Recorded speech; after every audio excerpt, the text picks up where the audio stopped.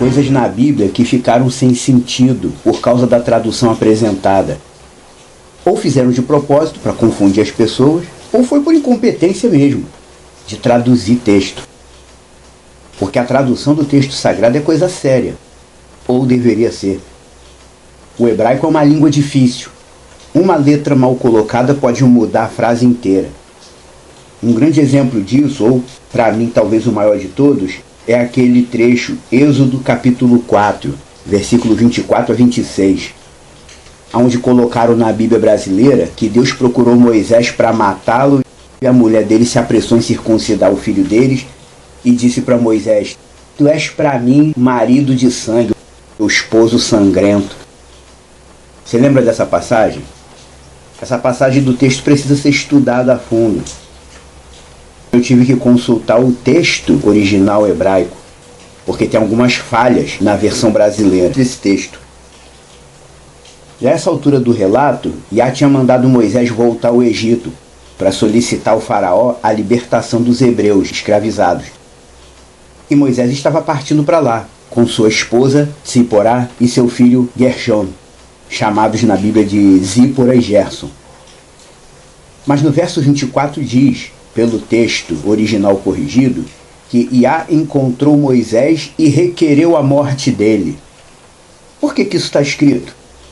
Você já parou para pensar nisso? Yah encontrou Moisés e requereu a morte dele? Moisés estava partindo para uma missão séria. O próprio Yah deu a ele essa missão. Por que isso está escrito? Porque a justiça divina é para todos, sem exceção. Para Moisés também.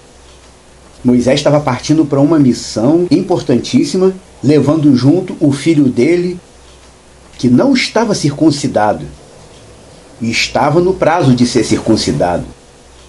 Como poderia alguém falar em nome do Deus Yah, Criador de tudo, tendo uma pendência desse tipo?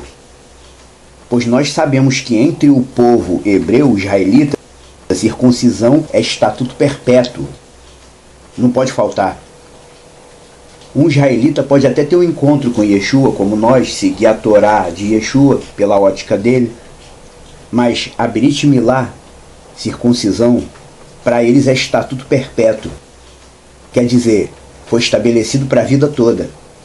Não pode deixar de fazer. Não pode ser negligenciado. E uma falta desse tamanho, no meio do povo israelita, automaticamente atraiu para cima de Moisés e sua família o senso divino de justiça. Moisés não poderia jamais falar em nome de Yah Tsevaot, Deus dos exércitos, levando junto consigo um filho incircunciso. Ninguém pode sair para agir em nome de Yah Tsevaot, Deus Criador, sem estar minimamente dentro da lei dele. Seria a mesma coisa que uma pessoa sair para pregar reino de Deus sem acreditar na Bíblia. No texto hebraico diz Tsiporá Tzor, que também colocaram errado. O texto correto diz que Tsiporá se incomodou e circuncidou Gershom, seu filho. Esse se incomodou faltou no texto em português, mas não podia faltar. Afinal de contas, como é que ela soube que tinha que fazer aquilo ali, justamente naquela hora? Como dizemos hoje em dia, na linguagem atual, o Espírito de Deus incomodou a mulher de Moisés. O Ruach HaKodesh incomodou Tsiporá. E assoprou nela o entendimento de que estava faltando uma coisa importante. Faltava o sinal perpétuo que todo homem israelita tem que ter. Todos. E o Espírito Divino incomodou ela. E rapidamente ela tratou de circuncidar seu filho, Gershom. O versículo 26 diz: Vaieref mimenu. E ele descansou dele. Quer dizer, Yah descansou de requisitar a morte de Moisés por causa da falta de circuncisão. E a frase da mulher dele, depois que ela circuncidou o filho, ela disse: Ki hatan damim atah li, porque um marido de sangue é você para mim. E diz depois que ela falou isso em relação à circuncisão. Você está entendendo alguma coisa? Moisés saiu para cumprir a missão importantíssima para Yah, levando junto mulher e filho, um filho incircunciso. A justiça divina requereu a morte de Moisés, porque ele estava numa falta grave para um hebreu. A mulher dele foi tocada pelo Espírito Divino, se apressou e circuncidou o filho. e disse para ele que Hatan Damim Atali. Hatan é uma palavra controversa.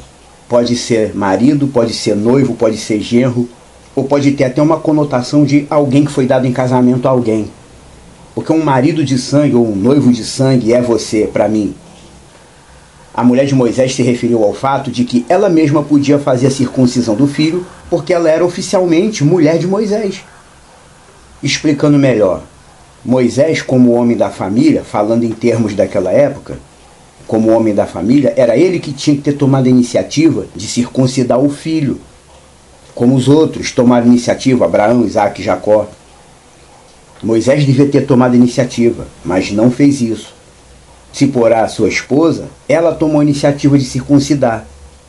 Ela podia fazer isso, e ela fez. E ela falou, tipo assim, eu fiz a circuncisão que você devia ter feito, porque você é meu marido oficialmente, nós somos uma família. Então, eu posso fazer a circuncisão que você devia ter feito e não fez. Você compreendeu a situação? Ele saiu com a família dele, o filho incircunciso, para fazer uma missão importantíssima para Yahvé, Deus Criador. Zipporá sentiu o toque do Espírito Divino, que estava faltando alguma coisa, porque o senso de justiça divina estava vindo atrás de Moisés, porque ele estava carregando uma culpa grande diante de Deus, saindo para uma missão vital com um filho incircunciso junto. Do ponto de vista do povo hebreu, o sujeito era extirpado do povo, não pertencia a Yahvé. E Zipporá sentiu o espírito da morte se aproximando da família dela, porque Moisés estava levando um filho incircunciso numa missão importante. E o que ela fez? Ela tomou a iniciativa de fazer a circuncisão em seu filho, Gershom. Eu fiz porque tu és para mim marido de sangue, quer dizer, você é meu marido oficialmente. Como nós dois somos um diante de Yahvé, eu posso fazer o que você não fez. Entendeu a situação? Nos relatos bíblicos anteriores sobre circuncisão, os pais tomavam a iniciativa de circuncidar o filho. Mas Moisés não tomou essa iniciativa. Quem tomou essa iniciativa para salvar a estrutura familiar do mediador de Deus foi justamente a esposa dele. É só isso.